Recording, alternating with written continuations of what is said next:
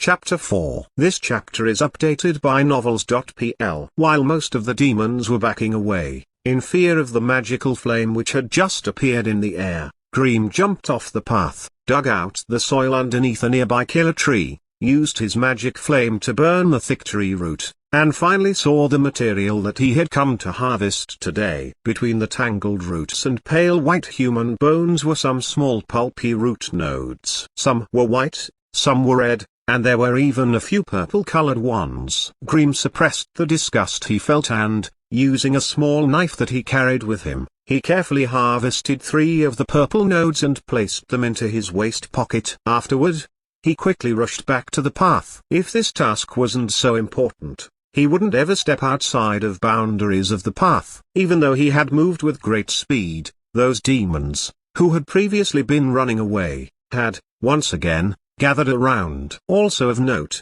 the blood-sucking rat ants, which hung from the killer trees, now occupied the space he had been in when digging up the roots. If he had been a second slower, he wouldn't have been able to escape without a tough fight. Actually, thanks to his new elemental vision, he was able to directly find the killer tree's core roots. If it was before, he would have had to make repeated trips from the path to find his harvest. The more trips off the path he had to take, the higher the risk. He continued following the eerie trail for another 200 meters, soon leaving the main clump of killer trees. In front of him, he saw a horrible ghost tree, which looked alive as it stretched over the stony trail. The vines and tree branches hanging down from it looked alive as they wriggled in the air. Pulling out the magic talisman from under his shirt, Greem whispered the secret spell that every apprentice adept had to master. Muhantoria. Upon the completion of the secret magic spell, a mysterious, invisible force erupted from the talisman, quickly covering every inch of his surroundings. A warning blared within Greem's mind. Abnormal force field detected. The functionality of this chip is being interfered with. The voice of the chip got weaker and weaker. It slowly faded into a soft whine before eventually going completely silent. Greem ignored the chip. Then he started striding forward while holding the magic talisman up above his head. With each step he took, the vines and tree branches in front of him receded. Eventually they separated, allowing him to pass through and continue on his way. Now that he was done with the killer trees and blood-sucking rat ants, it was time for him to enter what was known as a paradise for a type of being known as a demon baby. Greem's heart held a strong fear for this place. The area just past the ghost tree was filled with demons. They called it the Garden of Whispers. If one looked out from the path, all they would see were fields of flowers, yet all these fields were filled with ashes, corpses, and countless demons. The unique environment of the magical swamp had made this place a paradise for demon babies, banshees, and flower fairies, all of whom were simply twisted creatures whose only desire was to fill their stomachs with the corpses and souls of the unprepared beings who entered this place. Whenever such a fool entered this place, his fate was to collapse under the endless evil influences and illusions and become a fertilizer for these unique plants, who lived off of death and despair. Human-faced mushrooms gathered on both sides of the path. They were all holding hands and singing a joyful melody, warmly beckoning Greem to join them. These little things looked like tiny mushrooms with hands and feet. They had a pattern on their caps which resembled a human face. Although these human face mushroom had cute little hands and feet and were not much more than a foot tall, when they gathered together, jumping and laughing, it sent chills down Greem's spine. Warning, warning. Strange energy is affecting the host. Advising the host to leave this place immediately. Greem quickly backed away from the dancing mushrooms. When he had distanced himself from them, the spine-tingling sensation finally subsided. No matter how cute these human face mushrooms looked, they were still a genuine carnivorous demon, and they were known for not even sparing the soul of their prey. The original form of these demons was actually a type of white mushroom, which had been injected with a lot of potent dark elementium. Individually, they only had a weak illusion ability, which was definitely not enough for them to capture prey like a human, which was so much larger than them.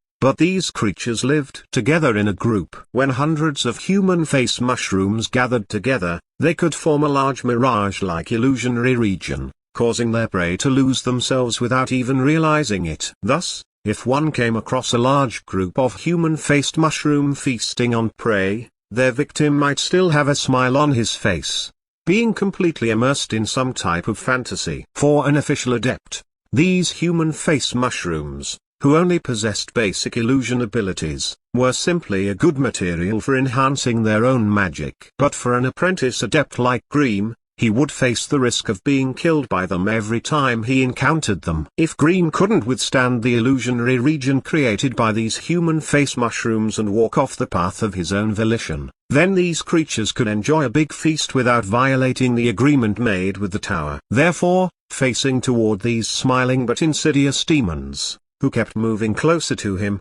Greem grinned and took out an egg-sized stone, quickly throwing it right into the center of the dancing mushrooms. In the next moment, a blue flash erupted from the stone as faded lightning struck out at anything close by. 5 human-faced mushrooms fell lifeless to the ground. All the other human-faced mushrooms were scared and ran off in all directions, hiding in the nearby foliage. Greem trotted over to the 5 human-faced mushroom corpses, carefully picking them up and placing them all into his waist pocket. Then he picked up the small round stone and returned to the path. The small egg-shaped stone was a thunderstone, which he had purchased from apprentice Rick for a high price. When activated, it would shake violently for a moment before releasing a small burst of lightning which dealt 5 points of lightning damage. It was the perfect weapon for dealing with these human-faced mushrooms, which were quite weak. After all, his burning hand spell was quite destructive, and thus he needed another method. None of those human-faced mushrooms dared to show their faces after being attacked. However,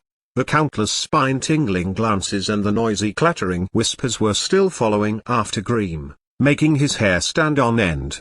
The human-faced mushrooms were one of the materials he had to harvest for his task. Therefore, once Greem had completed this part of the task, he quickly hurried down the winding trail, not daring to stay in that place any longer. To be honest, among all the lands around the tower, this place was known for having the highest apprentice fatality rate. Leaving the flowery fields where the human-faced mushrooms grew, Greem soon arrived at the region where the demon babies lived. The demon baby was a little monster which had a small shriveled body, which looked like a human baby. They also had something like an umbilical cord dragging behind them as they moved. They moved around by crawling on the ground, but the speed at which they crawled was extremely fast. These demon babies were not real babies, but actually very horrifying monsters. They had an innate ability, which was very similar to a curse. With this curse their words and wills would join together to become reality. One could imagine their power as something similar to a wish spell. Unfortunately, they were all evil creatures with absolutely twisted minds, and their hearts were full of vicious hatred. Therefore, one shouldn't expect terrible malice to be unleashed upon them when they encountered these demon babies. When dozens of demon babies gathered together and launched their most powerful curses toward a target, even a powerful earth bear would become greatly weakened by the stacking of their evil intentions. After that, the demon babies would easily be able to kill their victim. When walking among this group of dreadful monsters, one would need heart, and a will of iron, or else they would end up having their skin stripped and bone dismantled by the demon babies, soon becoming one of the many wandering souls in this garden of whispers. Greem quickened his pace as he hurried through the desolate bushes of the garden. He didn't have the courage to stop and simply held the talisman tightly to his chest, going faster and faster as he hurried through this section of the swamp. By the time the sharp and ear-splitting cries of the demon babies started filling his ears, Greem was sprinting. Though it was terrifying, Greem soon left the Garden of Whispers, breathing heavily as he turned onto another narrow trail. Although he had gone out to harvest materials, the more important part of this routine task was to inspect the activity of the demons near the tower and to check for things that were out of place, like if there were signs that an outsider had tried to come to this area. Every 7 days he had to take note of the activity of all demons around the tower, appropriately harvesting some magical materials as he did so. This was the purpose for Greem's trip. In fact, the region he was inspecting was actually a part of the inner boundary of the magical swamp. It was very rare for an outsider to actually make it this far into the swamp. After all, demons raised by adepts were all extremely dangerous. Even putting on a magical talisman wouldn't enough to guarantee the safety of an apprentice adept. As for those ordinary humans who tried to sneak into this place to steal the resources of an adept, the chances of them getting past all those monstrous demons was next to impossible. To be honest, mortals most likely wouldn't even get past the outer perimeter of the magical swamp. But, according to Grimm's knowledge, sometimes the Adept Tower would purposely deactivate some of the outer perimeter defense mechanisms, actively attracting some ordinary humans into the depths of the swamp. At that moment, the swamp would turn into a demon carnival as they all feasted on the ignorant mortals. The Adept Tower was a humongous ring-shaped structure, and the landscape surrounding its foundation was extremely complicated. The demons were distributed throughout the swamp in a very methodical manner. Therefore, every inspection trip would require at least 2 apprentice adepts. One went clockwise and the other went counterclockwise. They would follow a fixed route and cross most of the demon-infested areas. Starting from the front door of the tower and meeting at the back door, once they completed this circular route their inspection would be considered complete. Every inspection task would award them 4 knowledge points and some gold coins. Compared to other tasks within the tower, the reward of knowledge points was considerable handsome. But, even with such a high reward, most of the apprentice adepts, who hungered for knowledge points, would still step back from this inspection task, avoiding it like the plague. The reason for this was obvious. The fatality rate for the inspection task was definitely the highest among all the tasks in the tower. None of the other tasks could surpass it. For this inspection trip, Grimm took the counterclockwise route, where he was required to go past the grove of killer trees, the human-faced mushrooms field, the Garden of Whispers, and a few other areas. As for the other apprentice adept, Tony, he took the clockwise route, but it wasn't a safe route either. After all, those giant alligators and parasite bug queens were just as dangerous as some of the creatures on his side, especially when you had to harvest some of the alligator eggs or a bug cocoon.